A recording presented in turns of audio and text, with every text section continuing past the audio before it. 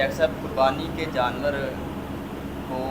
بے نمازی سے تکبیر کروانا یہ کیسا عمل ہے؟ یہ بڑا اہم سوال ہے، صرف قربانی کے جانور کے بارے میں نہیں بلکہ ویسے بھی ذبیحے کے بارے میں یہ سوال اٹھایا جاتا ہے کہ بازار سے آپ مرغی کا گوشت لیتے ہیں، بے نماز بندہ وہ ذبح کرتا ہے تو کیا وہ گوشت کھا سکتے ہیں؟ بعض لوگ اس میں سختی کرتے ہیں کہ بے نمازی کے ہاتھ کا گوشت نہیں کھایا جا سکتا۔ ہمارے نزدیک بے نماز مسلمان ہی رہتا ہے، اگرچہ وہ ایک کبیرہ گناہ کا مرتکب ہے، وہ کوئی ایسا گناہ نہیں اس نے کر لیا کہ وہ کافر ہو گیا اور اس کے ہاتھ کا ذبیحہ جائز نہیں ہے، بلکہ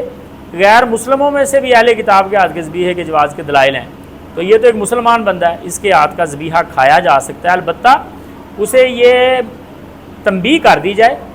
کہ ہم اگلی بار سے تو اسے نہیں ذبیحہ کروائیں گے تاکہ وہ نماز کی طرف رغبت کرے۔ یہ ایسے لوگوں کو پریفر نہیں کرنا چاہیے، بہتر ہے کہ آپ نمازی سے کروائیں یا خود اس کے گردن پہ چھری پھیریں، لیکن حرج کوئی نہیں، قربانی ہو جائے گی، وہ ذبیحہ بھی کھایا جا سکتا ہے، واللہ اعلم۔